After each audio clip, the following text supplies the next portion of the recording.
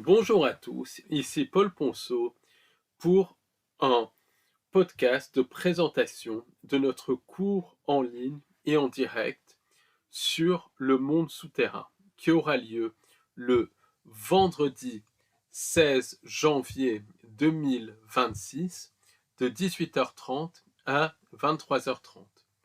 Alors, pour beaucoup, le monde souterrain c'est quelque chose qui est extrêmement vague. Et en effet, beaucoup de personnes sont en train de parler de vie dans l'espace, de vie dans le cosmos, mais déjà, les gens ne savent même pas ce qu'est l'espace.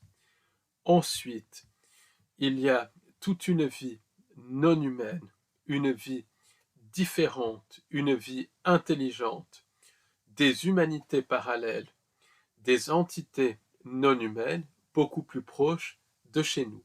Je parle bien évidemment des galeries souterraines, puisque la Terre est complètement creusée de galeries. Certaines font des centaines de kilomètres de long et des dizaines de kilomètres de large. Ce sont des systèmes qui ont leur propre écosystème, qui sont très souvent connectés à des passages dimensionnels. Ce sont des systèmes qui comportent de très nombreuses civilisations. Certaines sont hostiles, d'autres sont neutres ou positives. Et le monde souterrain, c'est un des aspects les plus fascinants de la recherche de vérité.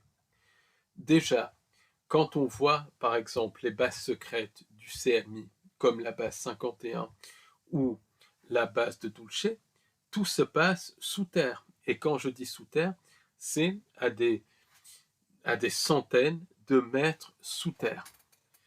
Dans ces niveaux souterrains, il y a une collaboration avec des entités non humaines issues d'autres dimensions et des entités non humaines issues de galeries souterraines, de la Terre intérieure, peu importe comment on les appelle.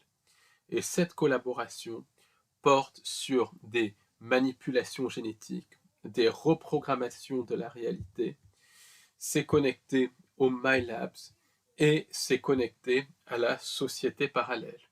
La société parallèle, selon le témoignage de Walter Vetch, qui possède des villes souterraines absolument énormes.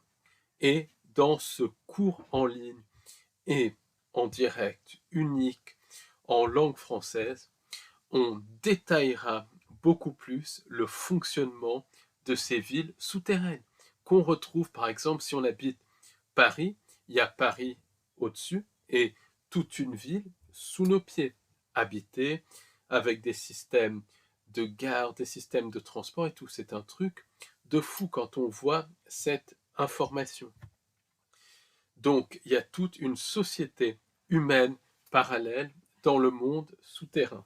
Et on donnera beaucoup d'anecdotes, beaucoup de témoignages par rapport à ça. Même des témoignages inédits en langue française et des témoignages de première main. Et non seulement dans le monde souterrain, il y a la société parallèle, mais il y a également des formes de vie non humaines, des cryptides. Il y a aussi des intraterrestres, qu'on peut appeler des intraterrestres. Par exemple, les déros et les terreaux, qui sont une réalité, qui sont connectés aux enlèvements d'êtres humains, c'est connecté au monde intérieur. De même, Shambhala est connecté à des intraterrestres, mais aussi connecté à la société parallèle et connecté au programme du faux sauveur externe. C'est pour cela qu'il y avait un intérêt de certaines sociétés secrètes qui, qui contrôlaient l'Allemagne des années 30 et qui nous contrôlent d'ailleurs toujours aujourd'hui. Il y avait une connexion entre ces sociétés secrètes et Shambhala. Shambhala connecté au programme du faux sauveur externe. Quand on creuse encore un petit peu plus, et c'est vraiment le cas de le dire, on se rend compte qu'il y a également un lien entre la terre creuse, les galeries souterraines, et le voyage dans le temps. Il y a par exemple énormément de vortex dans les galeries souterraines. Et ces vortex sont connectés au projet Montauk. Ensuite, le monde souterrain est connecté à ce que l'on peut appeler des bulles temporelles. C'est un concept nouveau que j'introduirai dans cette conférence. Et comme la Terre est ce qu'il y a de plus méconnu, on parlera aussi de ce qu'il y a au-delà du mur de glace. Mur de glace qui peut être une barrière physique connectée à des passages dimensionnels.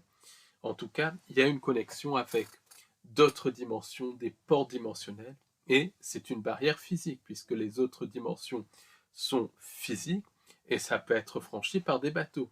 Il y a le témoignage de Claudio Nocelli, par exemple, sur lequel on viendra, qui montre que des bateaux ont franchi le mur de glace. J'ai mené une enquête avec Gaëlle qui s'est mise en état de conscience modifié sur les mondes au-delà du pôle et je présenterai les résultats de cette enquête lors du cours en ligne et en direct. Et je peux vous dire que c'est absolument éloquent. Et c'est confirmé par le témoignage de Claudio Nocelli. C'est aussi confirmé de manière indirecte par des gens comme l'amiral Byrd et tout. Donc il y a énormément de choses à creuser. Donc si vous voulez en savoir plus, venez nombreux à notre cours en ligne et en direct qui aura lieu le vendredi 16 janvier 2026 de 18h30 à 23h30. Je mettrai le lien juste en dessous de ce podcast pour vous y inscrire. Et pour vous y inscrire, c'est le site librairiedubonheur.com. Merci de m'avoir écouté et à très bientôt pour un nouveau podcast YouTube. Merci, au revoir, à bientôt.